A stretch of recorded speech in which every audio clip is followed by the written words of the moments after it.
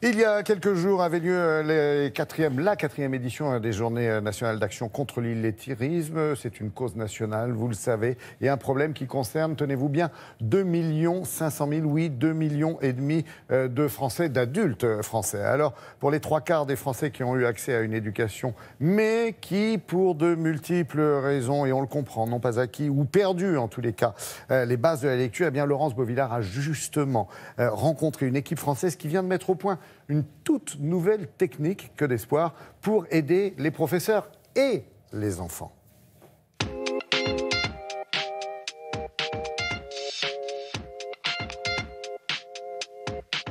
À l'âge de l'entrée au collège, un enfant sur 5 en France et un enfant sur 4 aux États-Unis a un problème identifié de lecture.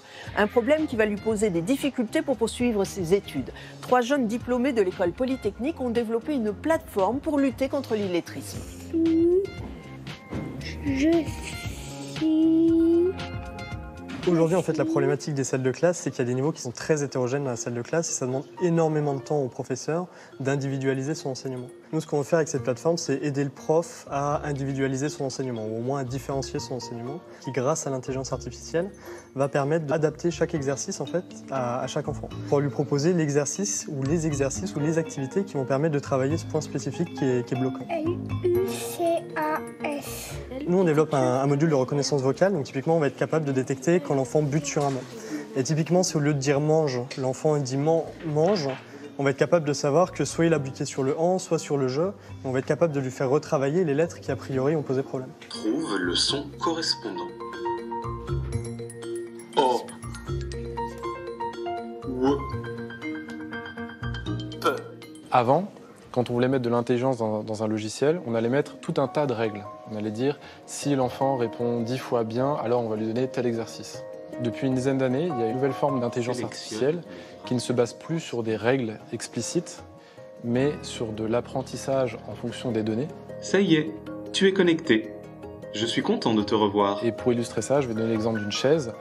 À un enfant, on peut lui montrer une chaise, une deuxième chaise, une troisième chaise, et à un moment donné, on pourra lui montrer une nouvelle chaise, et il saura dire que c'est une chaise alors qu'il ne l'a jamais vue avant.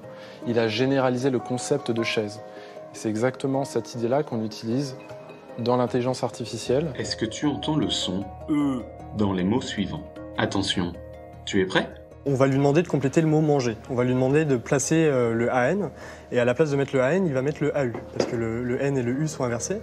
Là, en fait, à partir de ça, nous, on est capable de voir quelle erreur il a faite. On peut voir qu'en fait, il a un problème de discrimination visuelle et qu'il n'arrive pas à choisir les bonnes lettres. Une fois qu'on a vu cette erreur-là sur un exercice de combinatoire, on va pouvoir revenir à la discrimination visuelle et lui faire travailler spécifiquement la différence entre le N et le U.